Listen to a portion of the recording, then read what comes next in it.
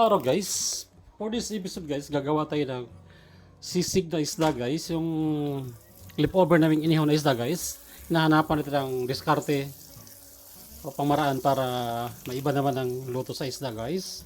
Ito ay simpleng sisig lang guys. So, nagdagay natin ng butter, 1.5 tablespoon guys, garlic.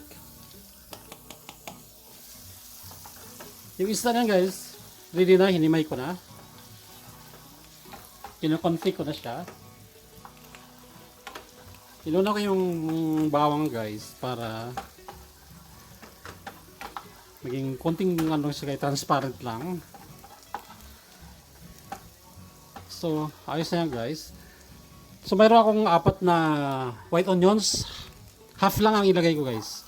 Panghuli ko na yung kalahati. Guys, yan na.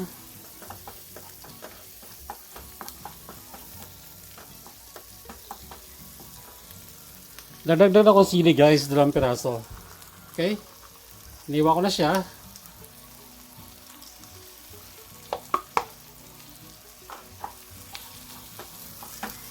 Saka natin i-add ang ating confit na isda guys. Hinimay ko na yan guys. Wala nang tinik yan. 400 grams yan guys.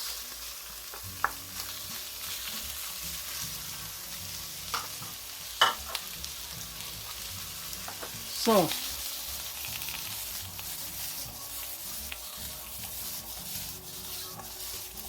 halo-halo lang guys. Dagdag tayo ng pinch ng salt guys. 2 pinch lang. So, sa inyo po kung magdagdag kayo ng salt, pero sa akin kunti-kunti lang salt. Hindi ako mahilig sa maalat. Ayan, dagdag tayo ng black pepper.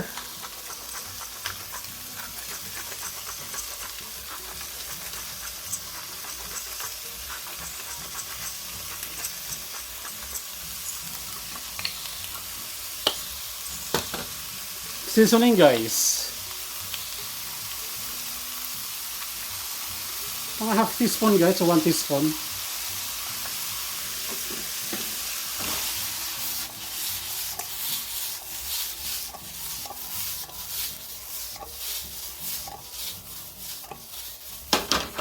Guys, kalamansi 2 piraso.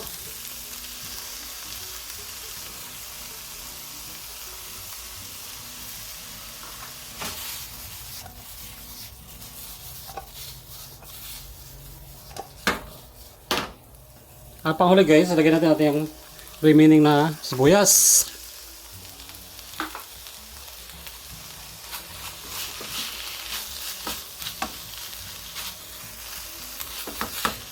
So, nasa inyo na po yun guys. Magdagdag kayo ng egg dito.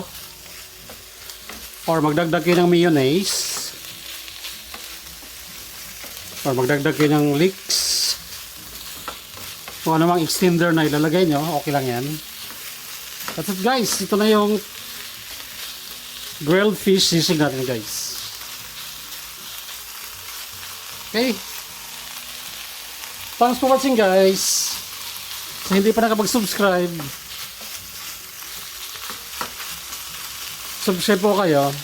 Don't forget to like and share guys.